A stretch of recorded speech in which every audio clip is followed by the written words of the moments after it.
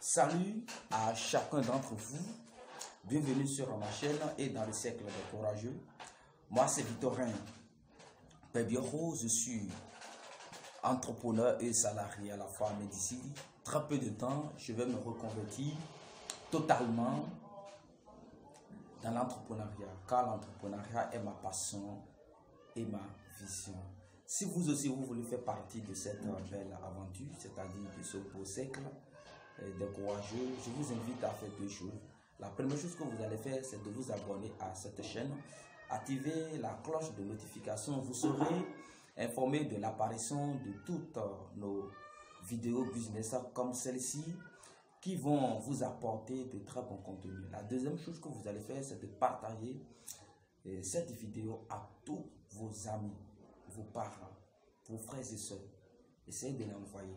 N'oubliez pas que c'est le deuxième point de départ vers la richesse, c'est-à-dire la vidéo sur le deuxième point de départ vers la richesse. C'est une série de vidéos, donc ceux qui n'ont pas encore regardé la première vidéo, n'oubliez pas, allez regarder ça, sinon vous ne pouvez pas bien comprendre ceci. Allez regarder d'abord cette vidéo.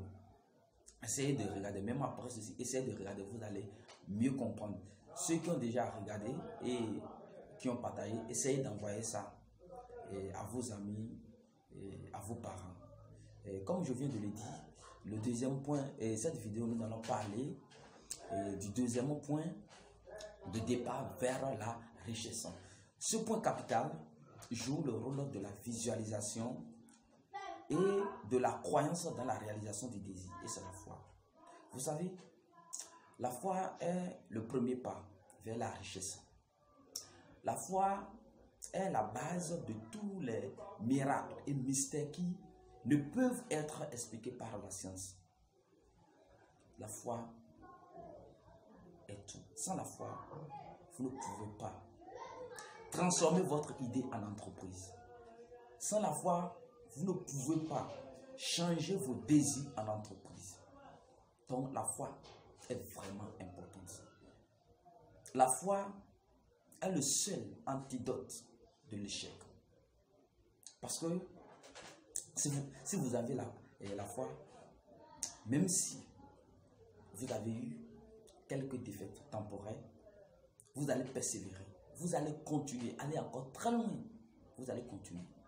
Mais si vous n'avez pas la foi, vous allez dire que non. Ah, c'est inutile de continuer. Non, c'est inutile. Vous allez laisser tout tomber. Et après tout, c'est quoi? Vous ne pouvez rien faire. Donc, sans la foi, vous ne pouvez rien faire. Dans la Bible, dans Hébreux 11, verset 1, la foi est une ferme assurance des choses qu'on espère, une démonstration de celles qu'on ne voit pas. Oui. Si vous avez une idée d'entreprise, pourquoi pas, après avoir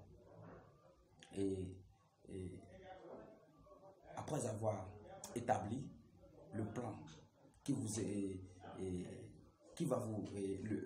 le plan qui va vous aider à transformer votre idée en entreprise, commencez par acheter les trucs seulement. Même si c'est quelque chose de truc là, même si c'est insuffisant, commencez par acheter. C'est parce que c'est que vous croyez en ça déjà. Vous savez déjà que certainement vous allez transformer votre idée en entreprise. En un mot, la foi, c'est d'avoir confiance en soi.